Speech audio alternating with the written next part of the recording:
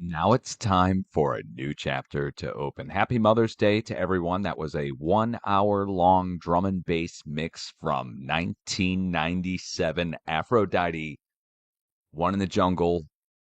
Just incredible mix. Again, you won't find that hardly anywhere. You have to deep level know what to search for to find that amazing stuff. They don't do that kind of stuff now, I don't think, over in the UK. Maybe they do live MCs still, but not like that. That guy sounded like a Dalek from Doctor Who. Exterminate, exterminate. I don't know. You have to know your sci-fi to know what a Dalek is, I guess. You have to know your Doctor Who. So we had a good start to the Mother's Day. We went straight from 1920s, well, actually 2020s electro swing music electro style. Went straight from that into drum and bass. It's now 1 a.m. Central Time. We're now 1 hour into Mother's Day, and we'll probably try to carry it on with some more Mother's Day themed things. I have to go dig some stuff up. I didn't exactly come prepared for Mother's Day today with music, so that was the first thing I could think to dig up, and we'll see what else we can find. So take a quick breather, stretch if you can. If not, just roll your eyeballs or something at me. But anyway, we'll break off for just a few seconds. I'm going to go refill my coffee. Make sure the Duchess is still out there. I think she's still awake. It's 1 a.m. Saturday night or Sunday morning, I guess. And well, not much else going on. Now, seismically speaking, I'm getting asked a few questions, and I hope I'm answering it appropriately in the chat room. As for the location that somebody asked me just, I guess it was a couple hours ago or an hour or two ago, they asked me about where to watch down in Peru, and I told them actually to watch up at the Ecuador border with Peru.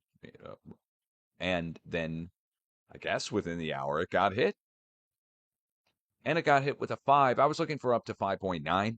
So I'm zero point 0.9 off, but spot on in the location. It's just crazy they asked, and then boom, it got hit.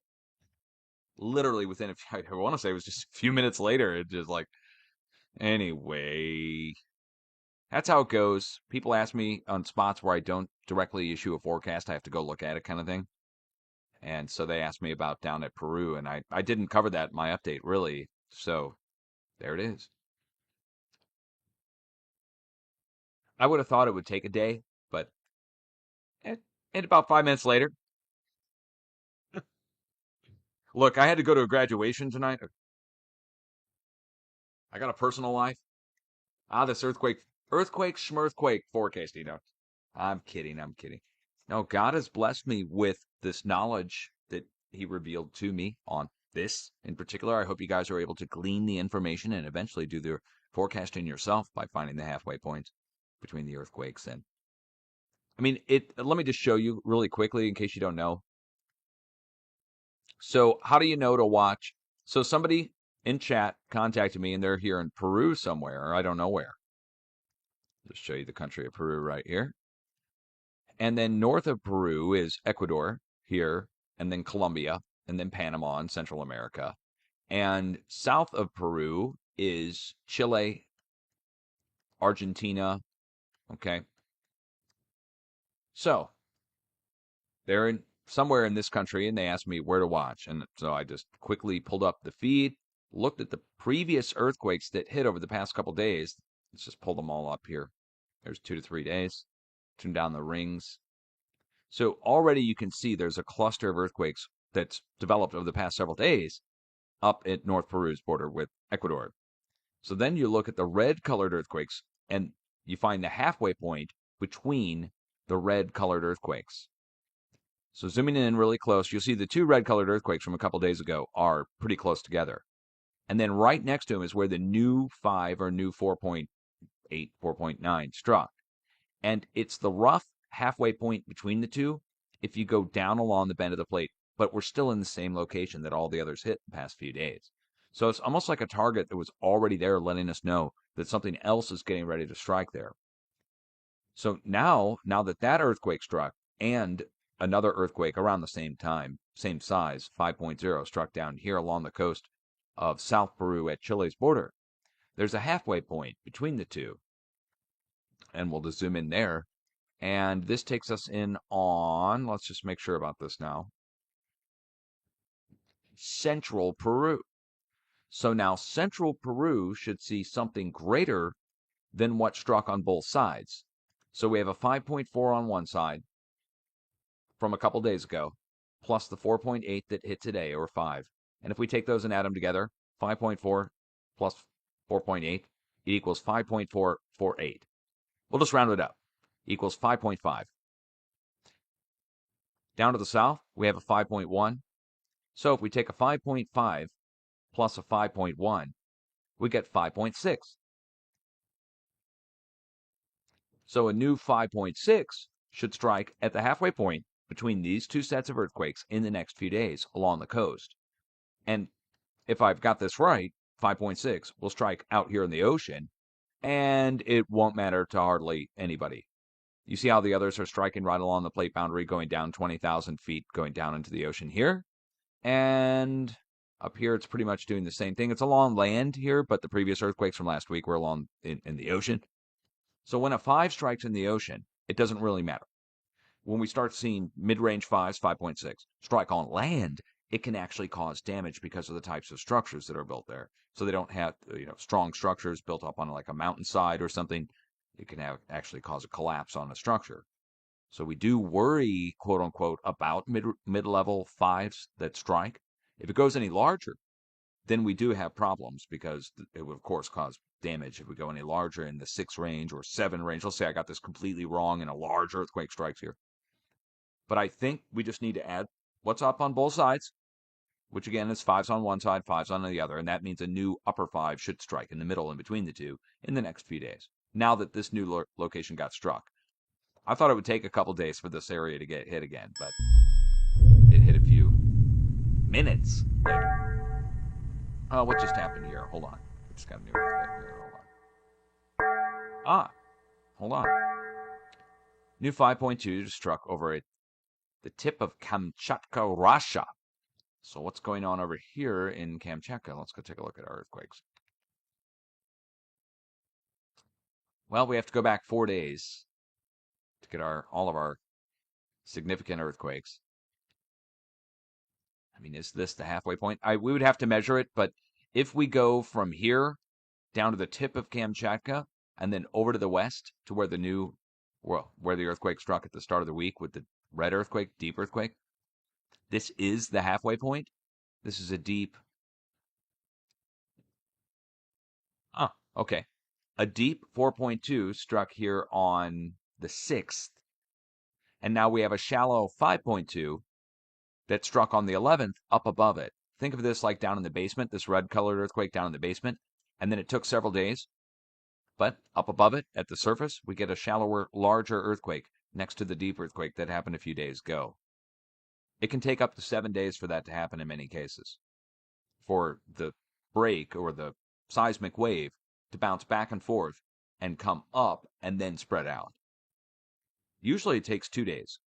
So for it to take 5, I wonder if there's other deep earthquakes that just weren't reported. I don't know. I have to go with what they report. All right. Okay, so we're jamming, right? Like, so happy Mother's Day to everybody who is a mother, past, present, future, and who wants to be. Also, mothers who adopt, again, if you adopt, be a mother. Also, all our animal mothers, right? Like, come on, can I get an amen for the pets? Crying, right? All the animal mothers. Oh, my kitty mothers and the dog mothers. Yeah, they can celebrate it too. You can celebrate it with them too. Ah, yes, I think of my old cat. I miss her, but she lived up to 20 something years. Right? I remember her walking around. She was just had this huge, she had like several kittens, obviously, still in her belly. And she looked like a cow running around with this huge bloated belly on the kitty. I just remember that. That was great. Again, the Duchess and I don't have children, so I have to relate to this, and we don't have that birthing moment that you guys would all have. But it was adorable. As a guy, it's adorable. As a chick, you're like, oh, shut up. It's not adorable. What are you talking about? No, there's nothing better than seeing a mother that's expectant or that has given birth. I got the privilege of holding someone's baby just a few days ago. I haven't held a baby in a long time. And I got to hold somebody else's baby. She came over to our house, friend of Laura's, my wife, Duchess, and brought her 6-month-old over And she had brought her over. She was a few weeks old when she brought her over the first time, and the little baby had grown up. She's just a beautiful little baby, and got to hold her. Yeah, yeah. She got the Dutch Sense blessing. I don't know if that's that's worth something. I guess it's not from me; it's from God. And I'm like a blues brother, so again, we're on the mission to save the orphanage here. It's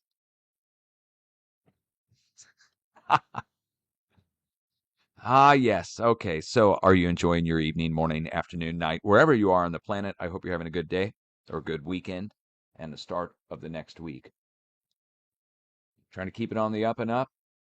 It is good to be back just talking to you again. I took some time off, but I am somewhat back now that I know that I can't escape being what I am. So now that I can't escape being Dutch Sense and I'm stuck being Dutch Sense forever, apparently, and I'm going to be treated as such, might as well embrace it. Cheers, everyone. Need to get some more coffee. I'm out on the coffee there. Guess I'm going to have to brew a new pot. What time is it? 1 a.m.? Oh, perfect. Perfect. Nothing better than a 1 a.m. pot of coffee.